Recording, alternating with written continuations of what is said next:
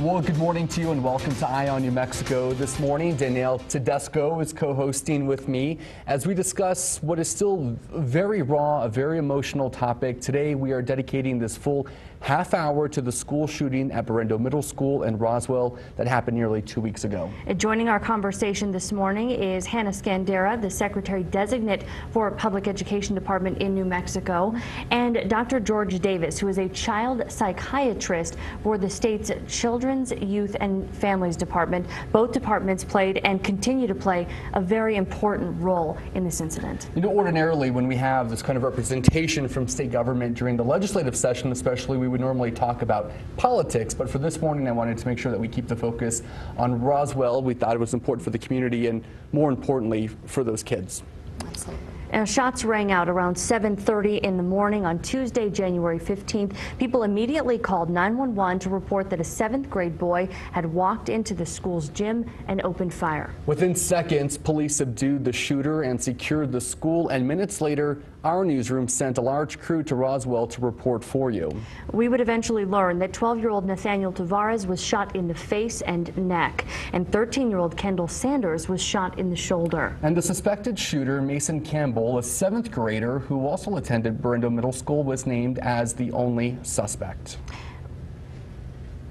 Within minutes, this North Roswell Middle School became the nation's latest victim to a school shooting. A 7th grade boy hid a sawed-off 20-gauge shotgun in his bag, walked into the gymnasium where 500 of his classmates were waiting for class to start, and opened fire.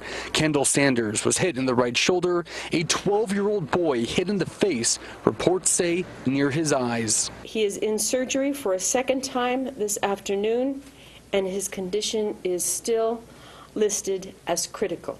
Both were immediately taken to a Lubbock hospital. Now, this has caused a deep and emotional pain in Roswell. Governor Martinez talked about a conversation she had with a student who saw the whole thing. One kid says, "I'm just trying to hold it in." And I keep talking to him. I said, "Why do you want to hold it in?"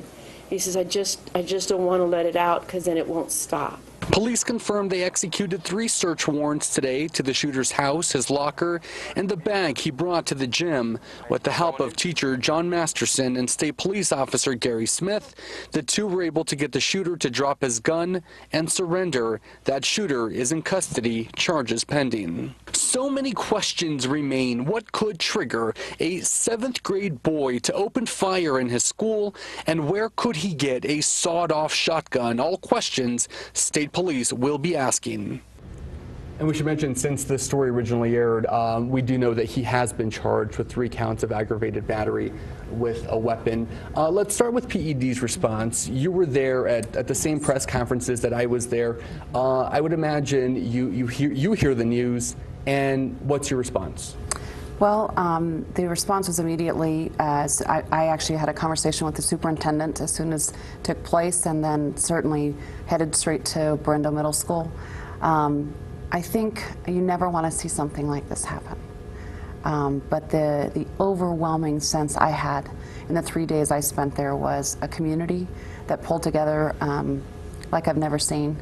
The kids in that school were awesome. I mean, they stood for each other. Many of them were actually anxious to go back to school, to be with their friends. The parents supporting their kids, and teachers and a school leader, Principal Martin, who stood by their community and their kids and made it a safe place to come back to. I can only imagine you were driving down to Roswell, correct? So several hours until you were able to get there. What was going through your mind? I mean, what is your role going to be in this? Well, I think the first thing is making sure that all of the kids are feel safe, are taken care of, provided any counseling they need. Obviously, also the second piece of that is, what about the kids that are in the hospital right now? And we now know the suspect, but you know, where are all the kids and who's with them, who's supporting them, and wanting to make sure, and this is one thing we spent a lot of time on, is making sure we had a backup plan around counseling for each one of these kids, not just that day, not the next day, but now. And then working with the superintendent and Principal Martin to make sure that we had a thoughtful plan on how do we support these students, yes, through counseling, but also creating a safe environment and a feeling of a safe environment. I think they did a fabulous job and creating that environment and reinforcing it. I can tell you, I speak with the superintendent regularly. 2 days ago, they had 95% of the students back in school, and that speaks very highly. We saw a lot of representation from CYFD as well. What was CYFD's role then and now? Well, it's an indirect role for one thing, because the child who committed the crime was not in custody and was not related to the department. But our role was basically to get involved with the school and to see in what way we could assist with the education or the sort of review of the incident with the children. So it's an indirect role. Of course, CYFD is also the home of not just Child Protective Services, but is also Juvenile Justice Services, and so we'll play an indirect role there as well, should that child eventually end up in CYFD custody.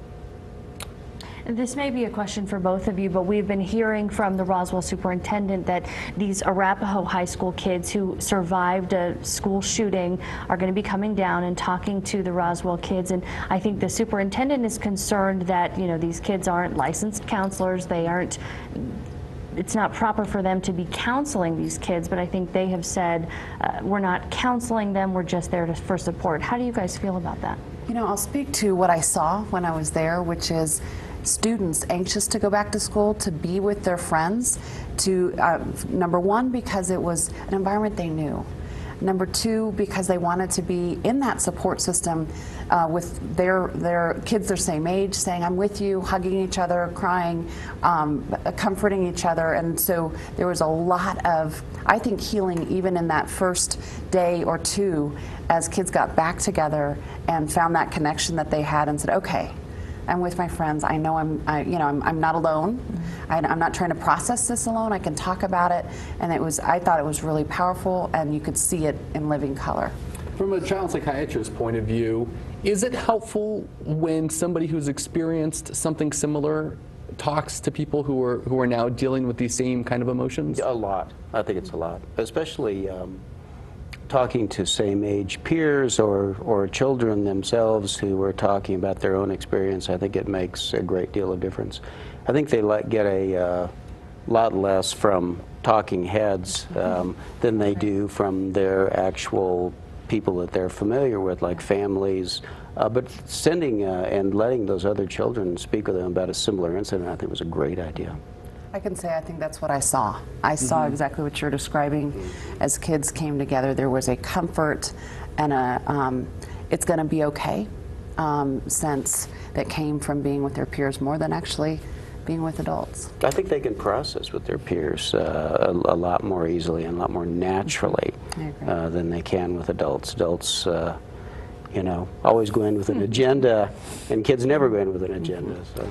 In terms of PED providing resources to Berendo Middle School and to the Roswell Independent School District, when you had those conversations on the onset with the superintendent, what did he say he needed? When he came to you and you probably asked, what can we do for you? What was his response? You know, one of the first things we talked about was making sure he had already pulled together a crisis management team from his district, other counselors from other schools, which was amazing. They were already being prepared. He wanted to make sure they had a backup plan. If there were more students who needed counseling than they could provide. But he did start with his community first. He went to a local counseling center as well, who also volunteered and helped, and then said, can we make sure we have a backup? And that's where a great partnership between public education and CYFD, because we worked to make sure we had folks on site ready if needed.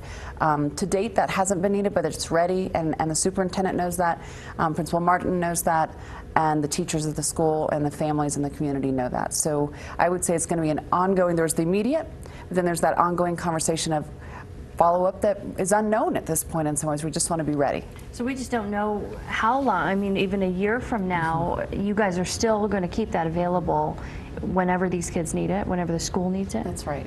And not to be too technical, a couple other things we actually talked about is let's make sure the building is inviting and repaired, and everything is ready to go. So when students come back, they come back to not a feeling of unsettled, but oh, this is familiar. and things are back to when I was here 2 weeks ago. Not a crime scene. Yeah. Well, how do you talk to your child about something as tragic as a school shooting? Our Nikki Ibarra sat down with another child psychiatrist who says asking your child questions is the first step to healing. It's news like this that hits close to home for parents across New Mexico and across the country. But how do you talk about it with your child? Dr. David Graber is a child psychiatrist at UNM. The assumption is that kids are going to be exposed to this, they're going to see this or hear about it. And that's why it's best they hear it from you. Remember, kids may or may not bring it up. So Dr. Graber says asking your child questions instead of forcing them to talk is the healthiest approach. What did they hear? What do they think? You know, how are they feeling about it? For younger kids, keep an eye on the images they see. Overexposure to a tragic situation can be too much for them. And when they do head back to the classroom, maybe a little nervous, remind them. Most people are good people and are caring people, and you can talk about who's in their life and who's in their life at school. So again, reassuring, being honest, but reassuring them, because most school situations are quite safe. In Albuquerque, Nikki Ibarra, KOB, Eyewitness News 4.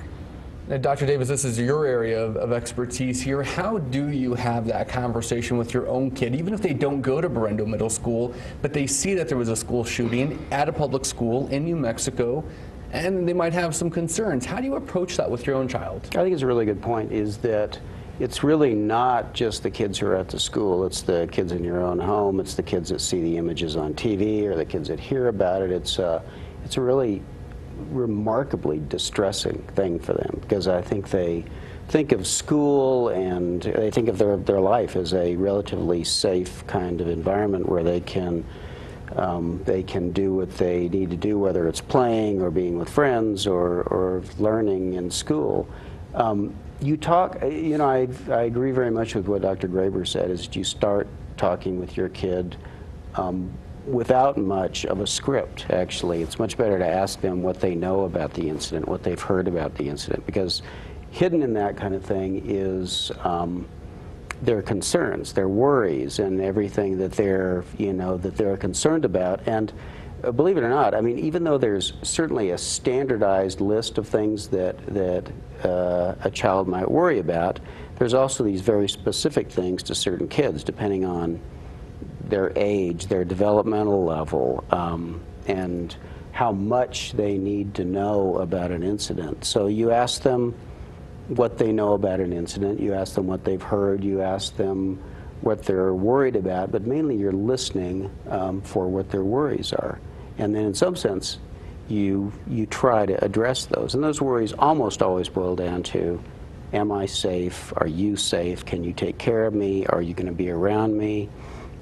Those kind of concerns are foremost in a kid's mind. And you answer, I mean, those are tough questions to answer too. I mean, they are. How can parents assure that their children are safe when the kids are seeing something like this happen? Well, you know, it's a very good point, is that for young children, they probably shouldn't see those repeated images. The more you can shield them from the repetition of that. But I'm talking about grade school kids. I'm talking about kids, you know, 8 and under. And as they get older, they want to know more details. But in answer to that question, one of the ways you let them know that they're safe is simple proximity. You spend more time with them. You let them see their friends. You give them, you know, keep them close. We all know that a younger kid, if they're feeling anxious or worried, is going to, you know, cling to you. But we don't see that as much in a 9, 10, 15, you know, year olds, but they still do the same thing. It's the same operation. It's a security operation that keeps them close to the people they love and the things that are familiar. We have a lot more questions for the two of you. We're going to take a quick break. When we come back, we certainly want to continue our conversation with Secretary-Designate Hanna Skandera and Dr. George Davis. We're also going to introduce you to Lieutenant Gary Smith. He was the first police officer to come face-to-face with Mason Campbell moments after those shots rang out. We'll see you in just 1 minute. Well, thank you again for joining us on Eye on New Mexico. Our guests are Hanna Skandera, who's the Secretary-Designate from the New Mexico Public Education Department, and we have Dr. George Davis, who is a child psychiatrist with CYFD. And of course, Danielle Tedesco is back on New Mexico this morning joining us. So thank you all for being here. Absolutely.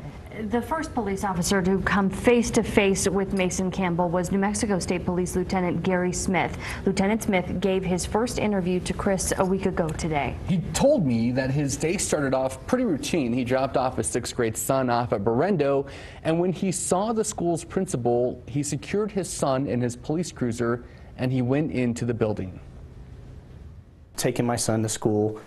Actually, we were running late that day. We got out of our house a little later than we usually do. It's part of Lieutenant Gary Smith's routine. He drops his son Jacob off at Berendo, then heads to work.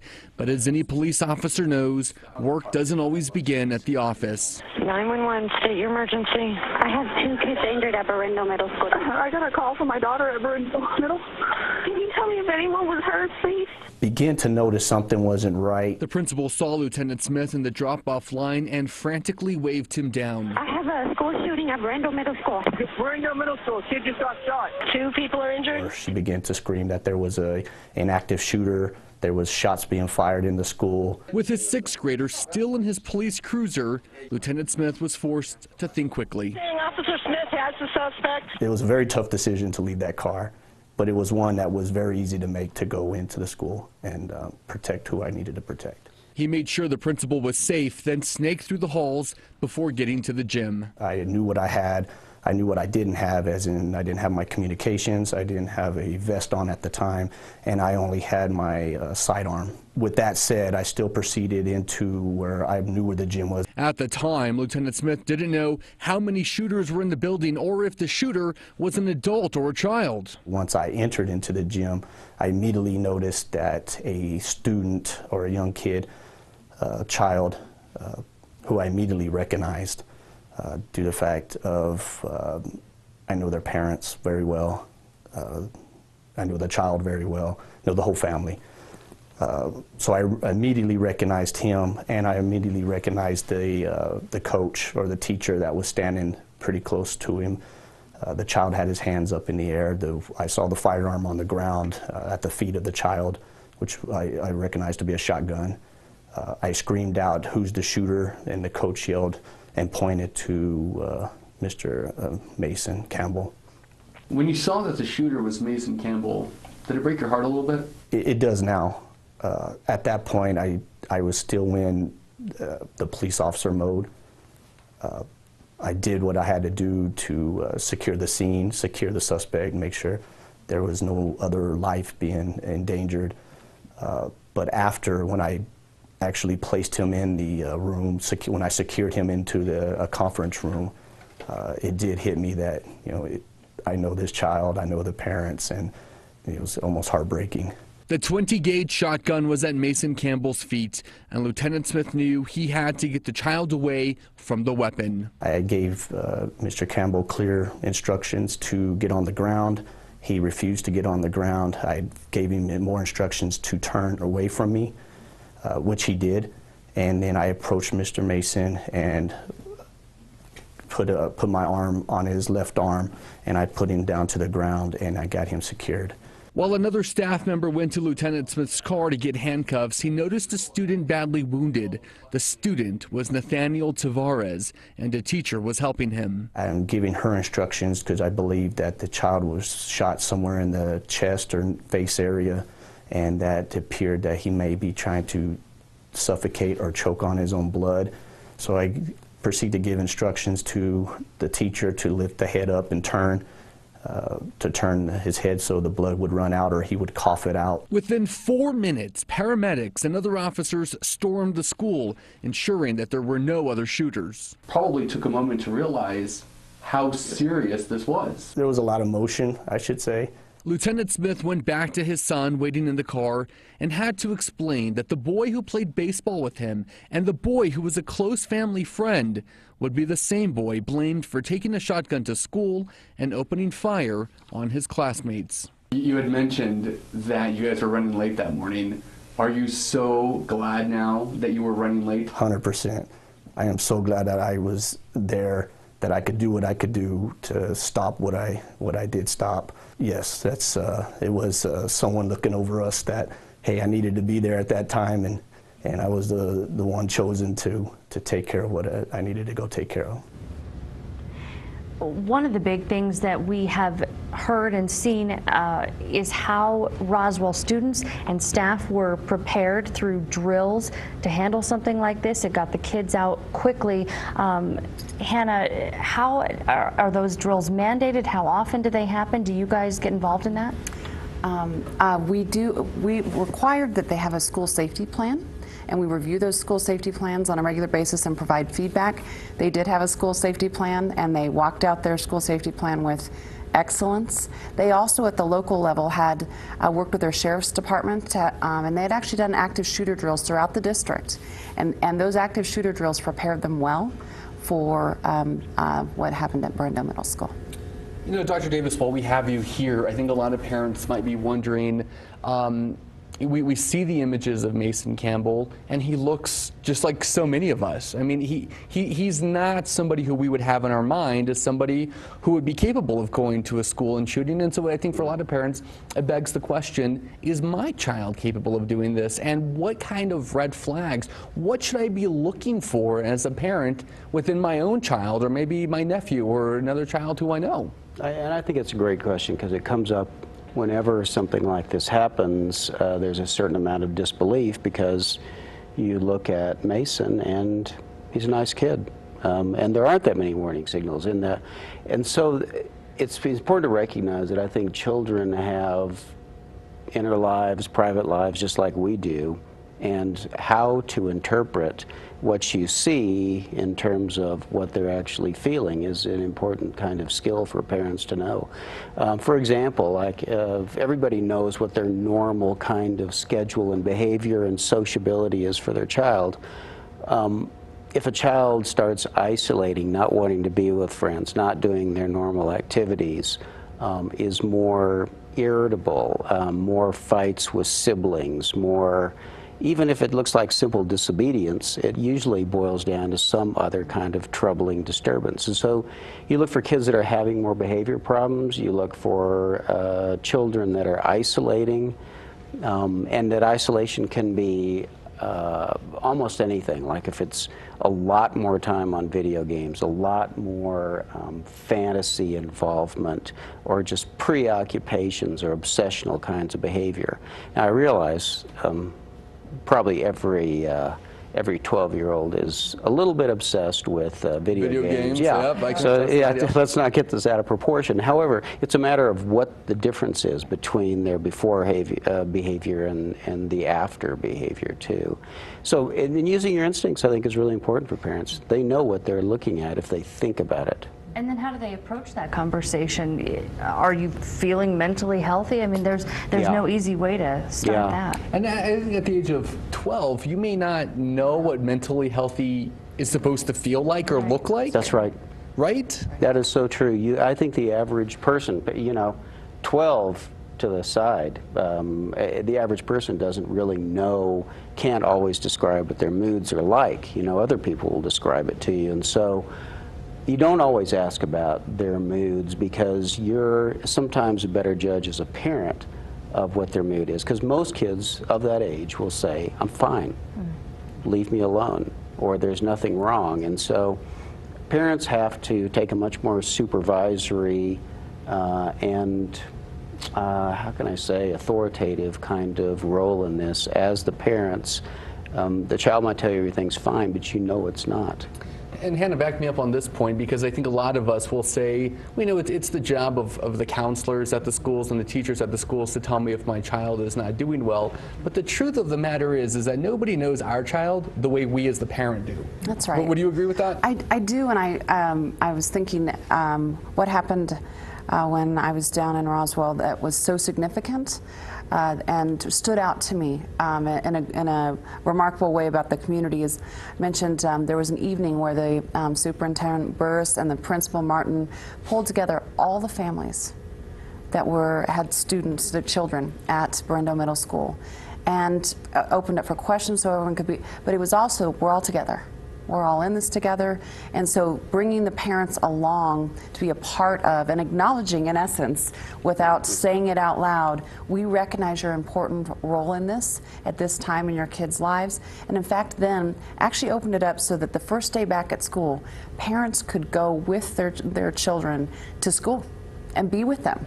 And when we go back to what you were saying earlier, Doctor, I think part of this is parents, you also can give insight and provide insight if there's something unusual that a counselor who's never seen your child before might not recognize, but you would see in a heartbeat.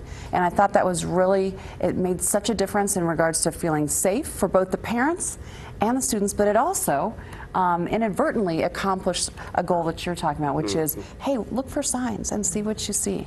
Our viewers definitely rely on us to bring you the sights and sounds of what's going on at any scene.